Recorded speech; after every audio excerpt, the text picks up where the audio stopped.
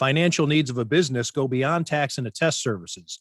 That's why CTBK goes beyond accounting services and offers outsourced solutions through their affiliation with CFO Solutions Plus. These additional services allow clients to focus on their operational and long-term strategic goals. Trust CTBK's outsourced solutions to provide cost-effective, value-added financial services tailored to your company's needs.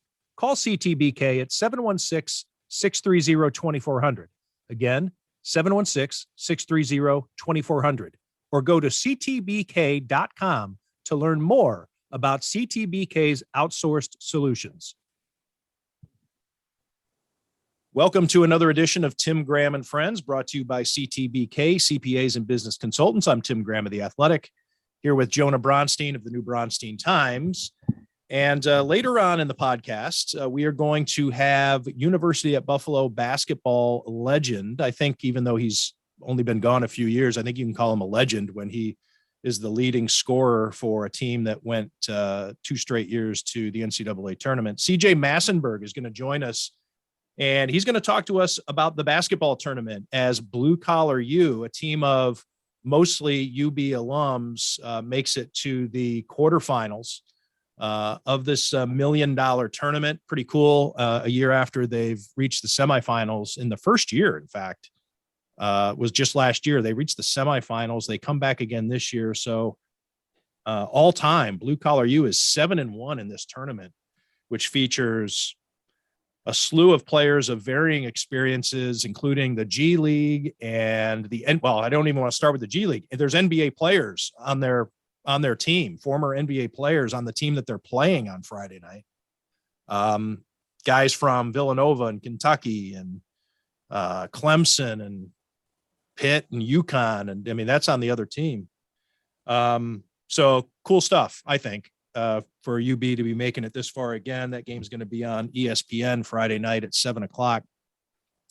But Jonah, I just want to bring up, because I was jotting down the notes, the basketball tournament, as it's called. Sometimes it calls itself the tournament, but the abbreviation is TBT. Now, TBT around Western New York took on a really quite a heavy and oft-repeated significance around here, because Josh Allen said he was excited for TBT, turkey burger time. I had the turkey burger on Monday. It was served up to the media. I will say this.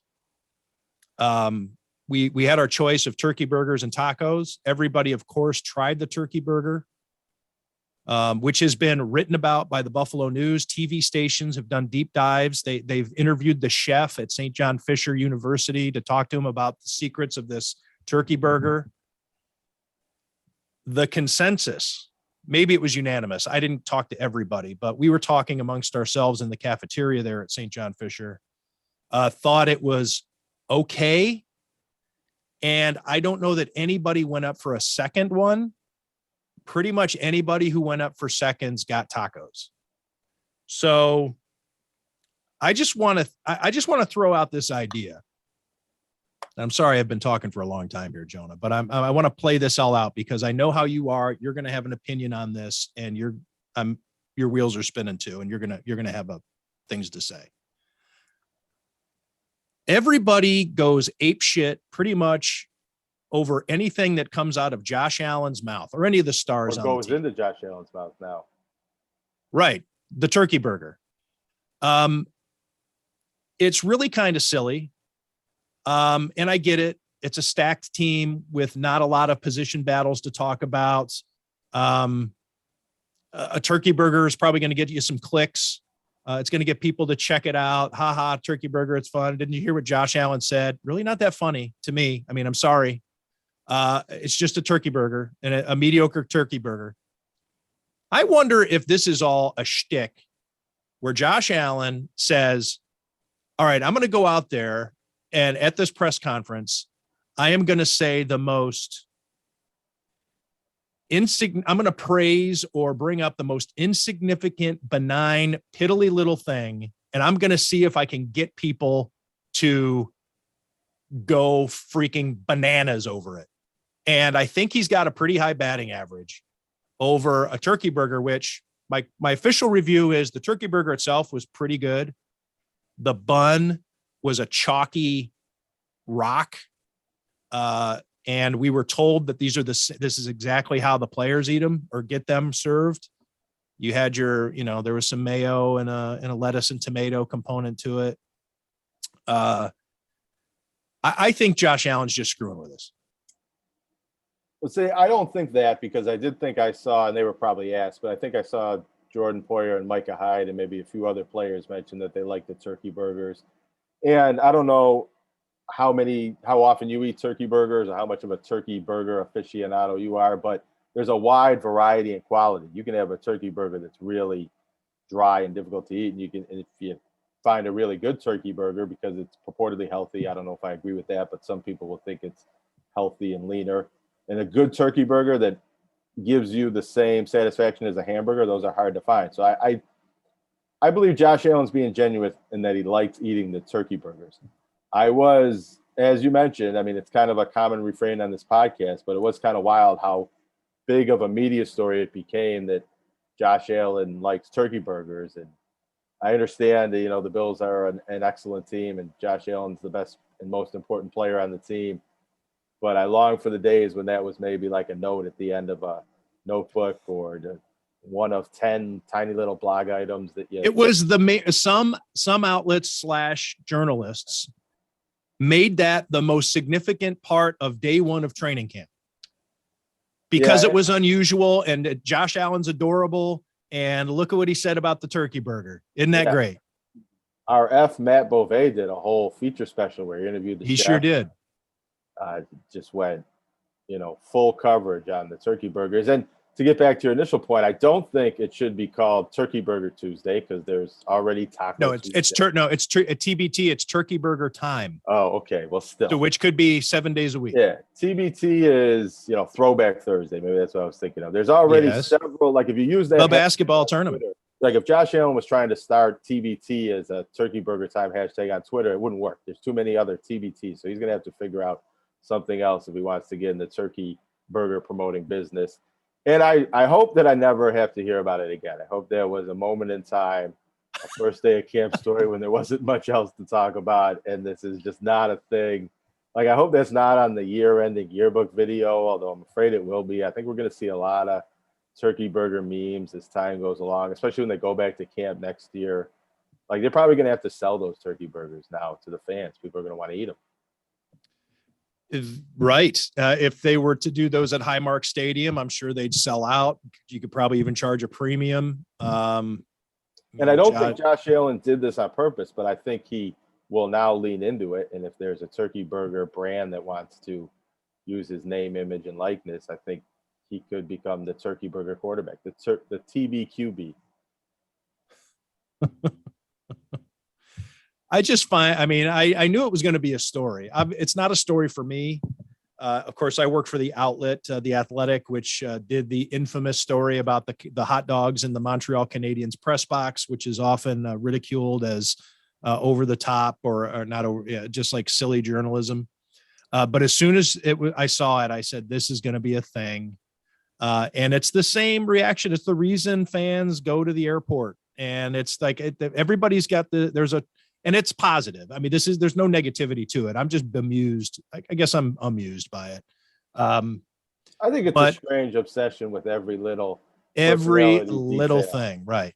Yeah. If Josh Allen said, I like cinnamon gum more than mint gum, how many Bills fans would change their gum preferences simply based on that or get, worked up about that? I do want to ask you though, because you said turkey burger maybe wasn't as great as it was advertised, but you seemed to enjoy the turkey burger. It was edible. You finished it. You didn't like the bun. I mean, compared to anything you ate in the Bills press box last year, how high up the list is that turkey burger? Did you have anything that was better than that turkey burger? Oh, well, the Bills press box food. And again, over the years, historically, the Bills press box has been one of the better press box meals in the NFL. And there is no shortage of food either. You will not go hungry. Used to be a quality meal at the Bills press but box. quality shifted because of COVID, because we're not doing the buffet style where you stand in line and you scoop out the food that was maybe just freshly prepared. You got the boxed stuff now that was made probably before the game, and it's been sitting there a little bit. So it hasn't been great since the pandemic. And I'll share this, and most Bills fans will probably not care about this, but when we're waiting for Bill Belichick and Mac Jones or whoever we're waiting to speak to after the Bills playoff game, some of the Patriots media was griping about the food, said it was the worst press box meal they had in the NFL all season long. And there was a loud just agreement from everybody on the beat. Every Patriots fan, when they got to think about these questions they're asking, the season's ending, Belichick's going to come in, and you got to figure out, and they're all just like, yes, the food, it was the worst. So, right.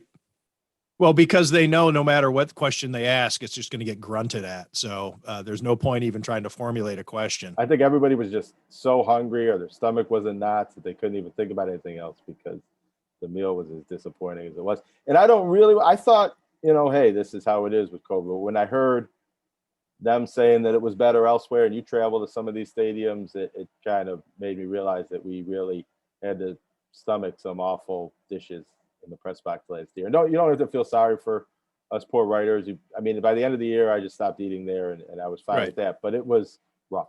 It was a rough season in that regard. Yeah, I used to go to the concession stands. I used to pay rather than eat the free food at the Sabres games back in the day when I covered them. I would go down to the 300 level and get a chicken sandwich and fries and whatever, and rather than eat whatever, because I don't really recall what it was. I just it wouldn't, or the pregame meal. You don't have to feed us. You don't have to feed us well, and you really don't even have to feed us. It's a nice thing when you're there for a long time to have a meal, at least available. But you don't also you can't poison us. So if if the food isn't going to be edible and like tolerable, then you don't have to feed it. Or give us. I also don't mind paying. I mean, I don't need the free food at all. And in fact, I don't think that the Sabres charge, right? Sabres charge for a good meal that I usually get. Yeah, and I ate there a couple of times this past year. It was good. And you pay. So no, I'm not looking for a free lunch. But I need access to food. And so the Bills game, especially when the weather turns, to have to leave the press box, you have to go outside and you have to go into the stadium. And there's no way that you're going to be able to go do that and get back and be able to cover, you're going to miss a big chunk of the game or whatever. And it's just difficult. And if they're going to continue to serve the same quality of food that we ate the last year, and I wasn't there, it was probably just as bad the year before, they're going to need more than 3 toilets. That's just not enough. In the new stadium, at least. Yes. They do well on the snacks. If you're a snacker, I mean, if you don't need a meal, they get there's candy and the chips and all that type of stuff. But they have scaled back. They used to have the waffle maker. I think they had to get rid of anything that was community based, like in terms of it blew everybody's minds for a couple of years. They had this waffle maker that you could make your own waffles, and you'd wait your turn and you'd pour the batter into the thing. And that was cool. But I think they don't want anybody using the same machine. So they got rid of all that stuff. It was tremendous. And they took that away several years ago. And hopefully that could come back someday in the utopian future at the new stadium. I must admit, so I'm being hypocritical. This conversation is one of my least all-time favorite conversations among journalists. This and bitching about travel. Because nobody gives a shit. You're right. I guess I wouldn't care to hear anybody else talk about it. But I remember sometimes Jason. But this was Turkey Burger Tuesday, or Turkey Burger Time brought this up. Let's just say that Jonah and I did not say we were going to talk about press box food. Our friend, our mutual F, Jay Skursky, would tweet out the press box menu sometimes in the morning, and it would get a huge response. And when it was good, and people were kind of jealous. And I don't. We shouldn't have a meal that's so good that makes everybody jealous, but it was also that tells you how quality the meal was at certain points in time. The oatmeal that they haven't had in years, but they had an oatmeal years ago that was better than any oatmeal I've ever had. I agree. I like that oatmeal. I used to look forward to the breakfasts. I would not eat when I got up on game day because I knew I was going to have a good time there in the press box. Jonah, I've only been out to Bill's training camp a couple of times. I don't really have a lot of thoughts. I know that there are a lot of folks that may be tuning into this podcast thinking, let's hear what Jonah and Tim have to say about the first handful of Bill's practices. Really, it's tough. It's tough to come up with an opinion, and we're watching passes against air. There's no contact. There's no pass rush.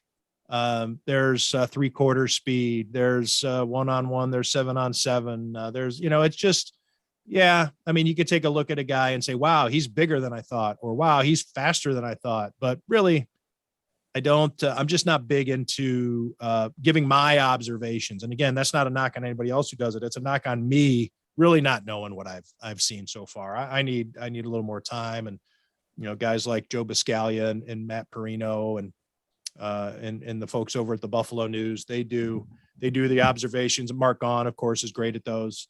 But when I'm at practice, and I could do those, but Joe Biscaglia does them for The Athletic. And I used to do those back when I worked at the Buffalo News. But when I'm at practice, I'm like working on features and things like that. So I'm not glued to how the punt competition's going or who's getting exactly how many first team reps, because I'm talking to a source that I need on the stadium, or there's a big profile I'm doing on somebody and I need to get that information. So I'm not that guy until I can get a lot more observations under my belt. Mini camp, you were inside hiding from the sun, and I don't think you saw anything. I was just watching from shade. I was I have a sun aversion, which we've discussed it. We are in agreement that sunblock is a waste of time. So rather than tempt fate, I just don't put the sunblock on and I look for a patch of shade. And the Bills were practicing at 11:30 or whatever. There's no shade. Yeah, I think I got to stand inside, watch through the door. Temperature factor there too. Oh, it was a little warm. Is there anything else we need to talk about before we get to CJ Massinburg, Jonah? I mean, not really. I'd make a quick comment. I've covered all of these TBT games that Blue Collar you played in last year, the first 3 in Syracuse this past weekend, and I'm heading down to Dayton to cover it again. And, it's a fun tournament to cover if you're a hoops junkie like myself. And I think people do catch it it's on ESPN, and you really can't get better exposure as a sports league or a sports event than that. But if you haven't tuned in yet, it's high level basketball. You're going to see some names that are familiar on these alumni teams and other players. Jimmer Fredette's out of the tournament, but a player like that was on a team that lost yesterday. And it's good basketball if you like basketball. It's good storylines if you get into some of the motivations behind the teams or the reunion aspect of these alumni teams like the Buffalo team. There's plans in, the ball's in motion to bring this event to Buffalo in a future year. I think it's going to happen. If not next year, it'll happen at some point in the future. And I think that could be a really cool event with this Buffalo team and a Bonaventure team and maybe some other locally based teams or some other teams that would draw here with certain types of players, players from Buffalo, Jordan Wara, guys like that could sponsor teams.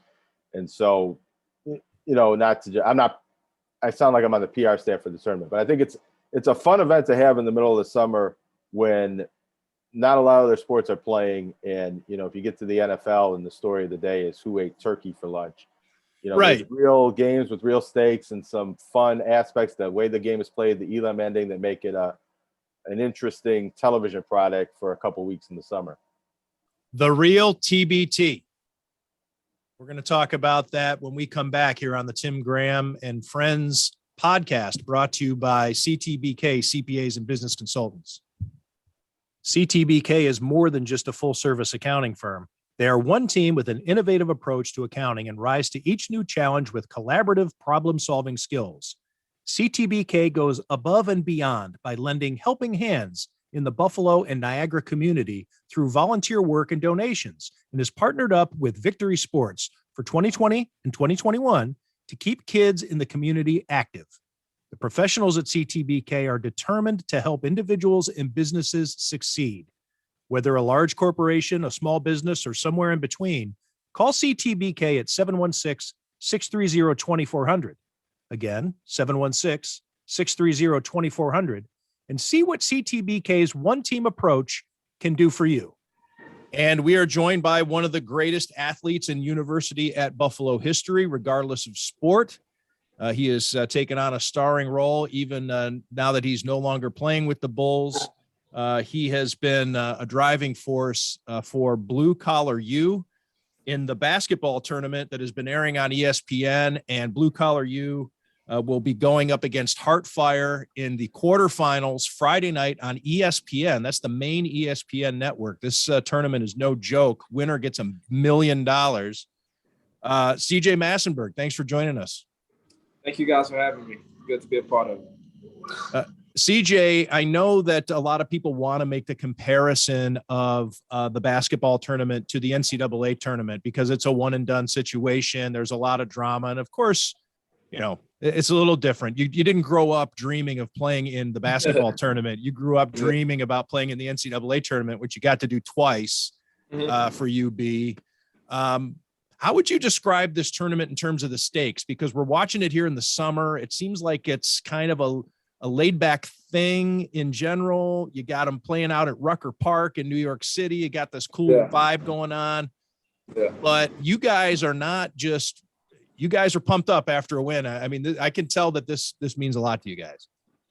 Yeah, definitely, man. The stakes are high. Like you said, single elimination, that's always, you know, an exciting time.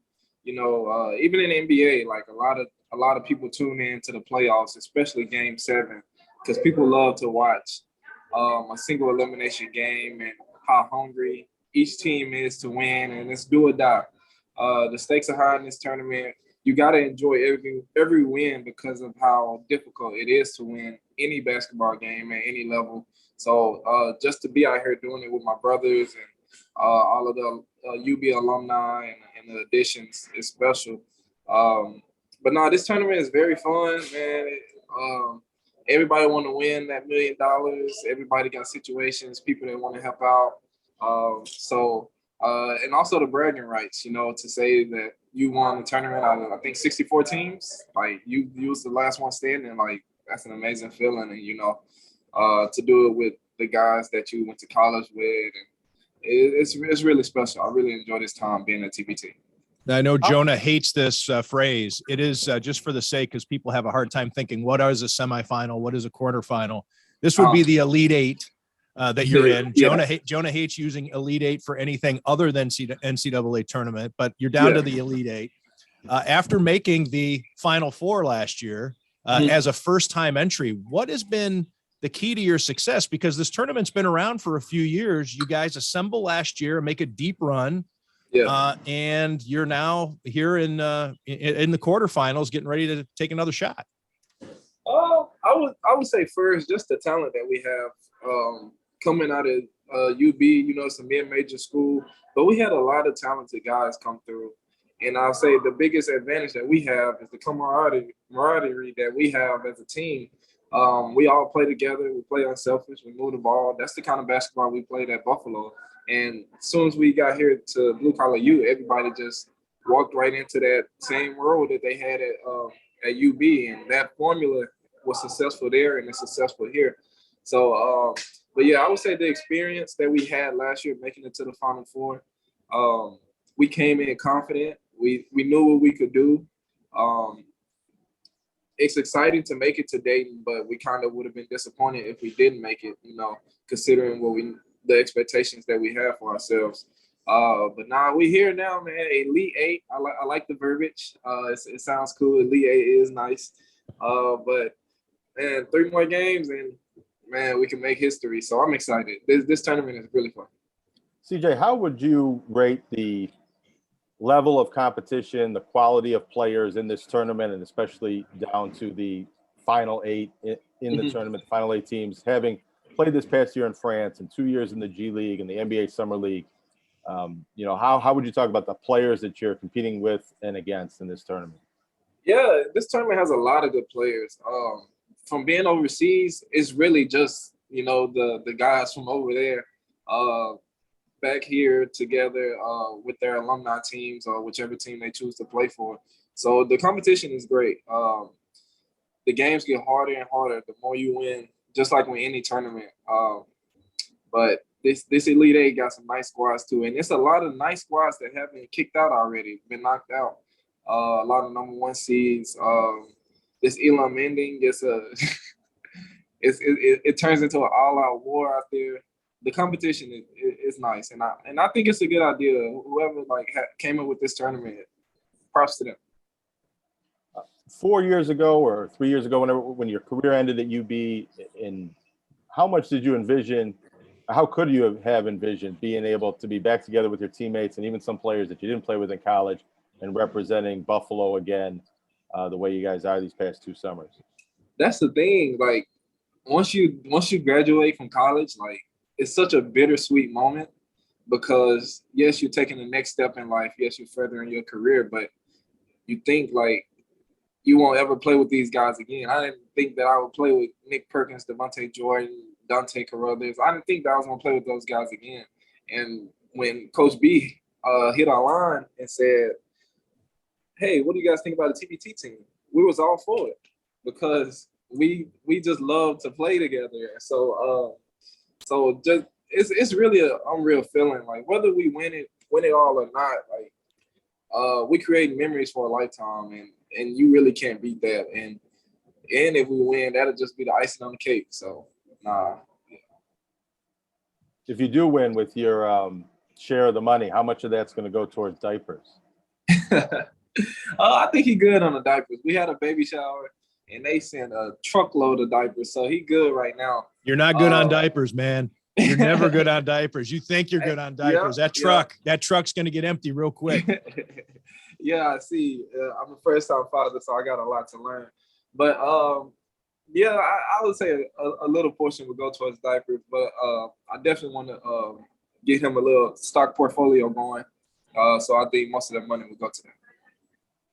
CJ, I think there are a lot of people, and myself included, I've taken a passing interest in the basketball tournament over, well, they call themselves, they do TBT, the basketball tournament. Then they call themselves the tournament. So it's got maybe a little bit of a branding issue. But anyways, aside from the UB team, I've kind of taken a passing interest in it. But there's some really cool things about this tournament.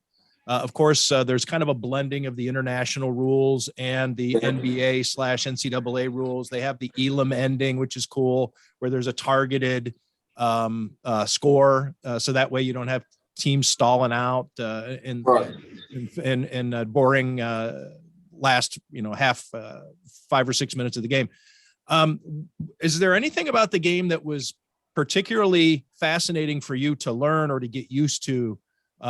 Both that you've liked or disliked? No, because being that I played in Europe last year, so the FIBA rules I'm pretty much used to. I'm still getting accustomed to knocking the ball off of the rim after it touched. I haven't got one of those in the game yet. I do want to get one of those, but no, I would say the rules I really didn't have to adjust to. The Elam ending is cool. It's exciting. I think it's a great part of this tournament. Maybe I should think about a 4-point shot. Maybe that would be changing up the basketball game a little bit too much. I know Ice Cube does it in the Big Three, but I don't know. It's just something to consider. But no, I didn't have to adjust to the rules. I'm just out there having fun playing basketball. I think a lot of people also assume that these teams, because if you're following Boeheim's Army or Blue Collar U, that these are teams that are assembled just because they're alumni, but that's not necessarily the case. And you have an interesting opponent coming up on Friday, 7:00 on ESPN, Heartfire, which represents Heartfire Missions, which is a Christian humanitarian and medical outreach group. And they've just kind of assembled players. You can just kind of build your team if you want to. Yeah. They have NBA talent on this team. I mean, they have blue chip prospect, the guys out of Kentucky and UConn and where am I thinking? I don't know, some other big ones. Coached by LaFonso Ellis. Right. Coached by, the former NBA star and Notre Dame star, LaFonso Ellis. What's that like when you have such a mishmash of teams you're going up against? I guess maybe it's reminiscent of probably AAU ball, where you don't know what you're going to get in the draw, what style of play or where these guys are even from. Yeah, definitely. And that's the thing about this tournament. It's like a mixture of it all. You have some alumni teams, some guys that, because like even our team, we have a couple guys that didn't go to UB. We got Antoine Lillard, who showed flashes of what he can do. He went to Bowling Green, one of our rival schools, but he's the cousin of Montel McCray. So he came in and fit right in. Edric Dennis, which is my friend, he went to TCU. It's kind of like AAU ball.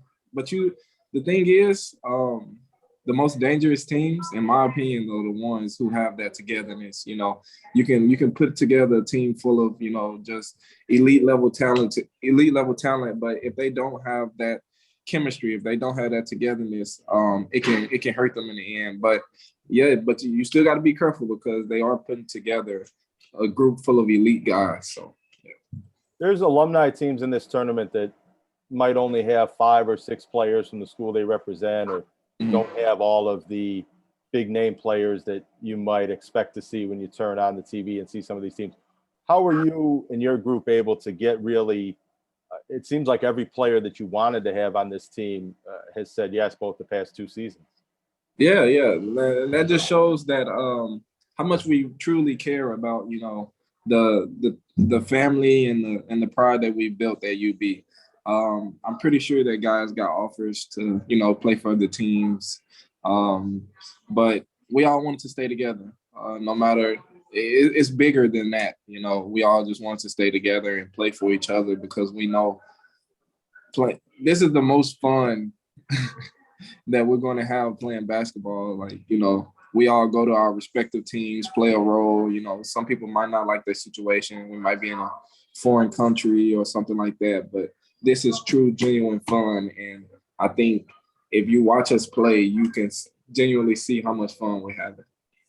Now, it says Blue Collar U on the front of your jersey, and it doesn't say Buffalo, but it represents Buffalo. Can you tell us a little bit about what's on the back of your jersey and your teammates' jerseys and what that represents to you guys?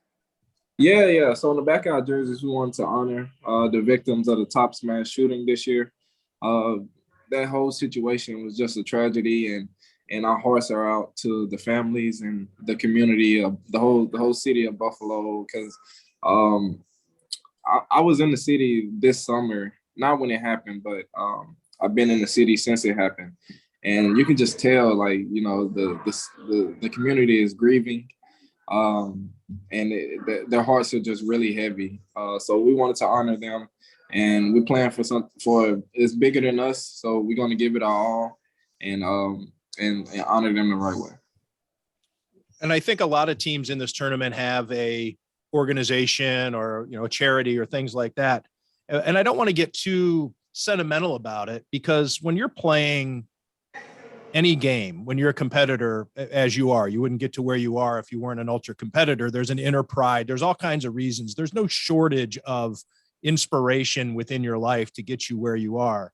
Right. But how different is it when there is this, like, to use your phrase, something that's bigger than you on the line? And how does that change maybe the feel going into this game versus any other game you may have played? I would say that this is magnified a lot more.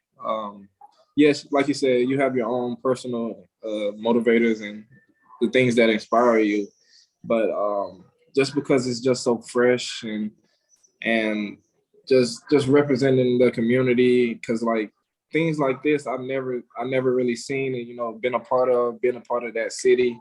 So I would say that this is bigger than your regular daily inspirations, but the reminder is right there on the back of the jerseys. If you watch any highlight tape of us this year, if you look at the back, you'll see names like Pearl Young. Like that stuff means a lot. So we're gonna just keep going out there and giving it our all. Anytime we get tired, still try to keep pushing through, for that.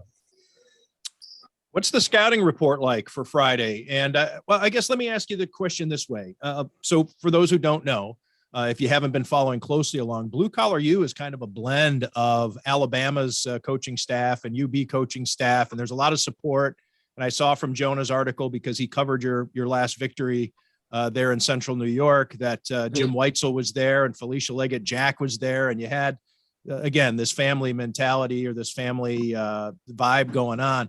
What's it like to be working with this blend of coaching staffs? And they're young on top of it. You're probably more experienced as players than they are at running I mean, they've been coaches for a long time, but these guys aren't used to being head coaches and putting together game plans that on 3 days notice like this.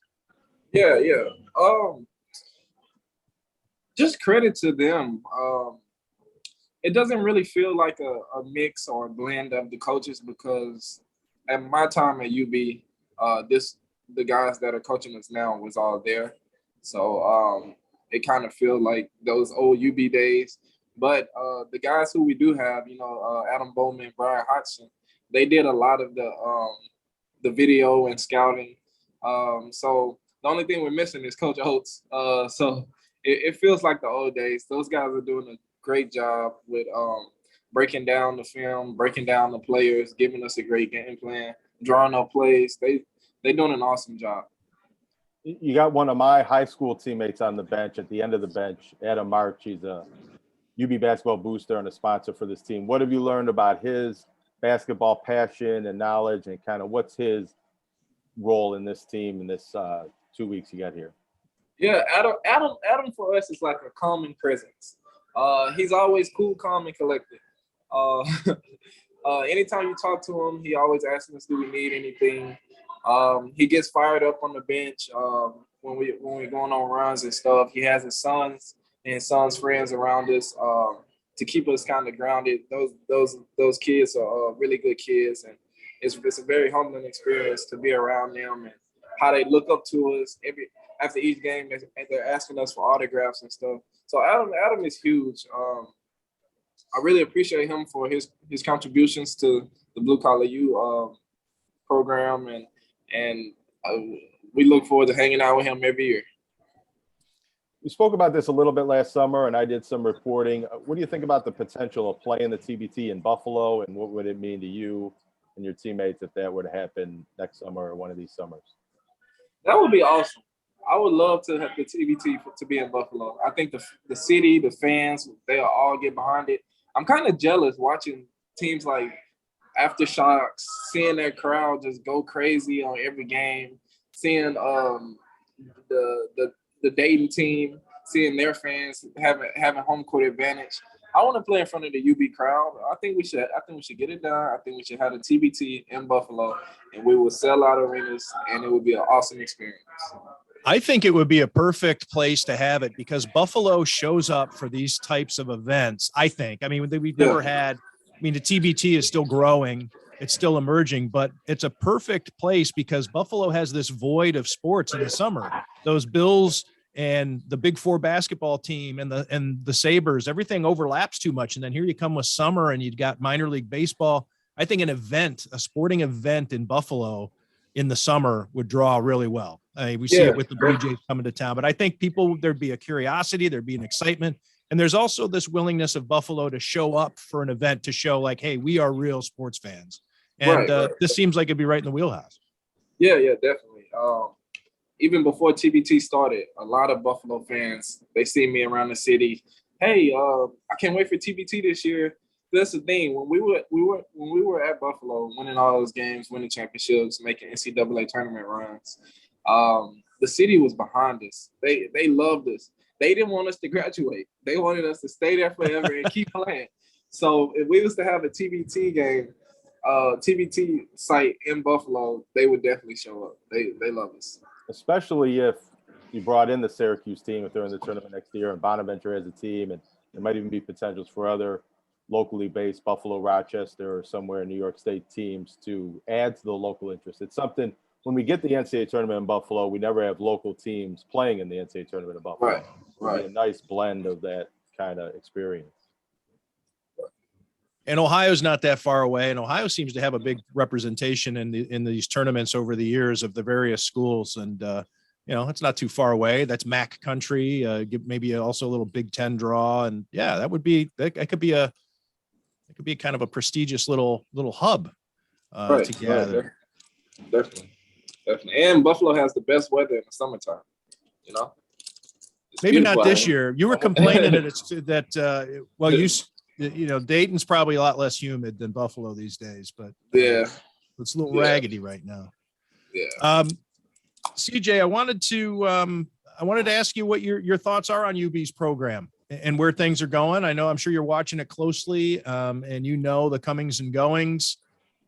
Just the state of UB hoops right now. Yeah, UB hoops is in good hands. I had a chance to practice with the guys and be around the current team and talk to Coach Weissel. They're in good hands. The work ethic that they're having right now is kind of reminds me of when I first got to UB. Those guys, they have a completely new team. When I first got there, Bobby Hurley was leaving. He took a lot of players with him, took Shannon Evans and stuff with him. So they have a lot of new guys. They're all figuring each other out. But I think Coach Weissel knows the formula, has the recipe, and he's preaching it to those guys. And these guys are humble and they're willing to listen. So the guys are working hard. I think it should be a good year for them if they stay on this track. But yeah, I think they're good. I guess a follow-up question regarding that. What do you think that Blue Collar U does for UB recruiting? And I know that there's, like we said, there's like an Alabama tone to it, but you guys played for UB, you wear the colors, you're representing, we know what blue collars is. It's, it's the school colors.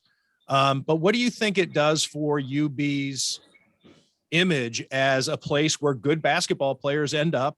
And then here you are 7-1, your all-time record in this tournament is 7-1, heading back to the quarterfinals. What impact can this have?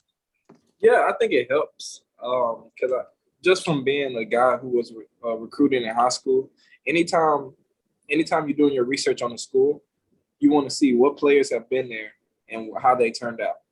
So just the success we're having at Blue Collar U is you get to see it firsthand. If you look up Buffalo alumni, you'll see guys like Nick Perkins, CJ Massinburg, Jeremy Harris, Shannon Evans, a lot of guys who have been there and are having really successful pro careers. And for Blue Collar U to be doing it in the present and seeing the chemistry and seeing the culture that we have at that school, I think that will really attract a lot of recruits. And then it helps out their recruitment. It's a good reason Jim Weitzel was there. Yeah. No, he doesn't. He's got to have some people say, "Hey, look, I'm the coach now." If you're interested in UB, don't enroll at Alabama if you like these UB players. You got to go to UB. But Jim Weitzel was also an assistant on this team. I know. I'm just being wise guy.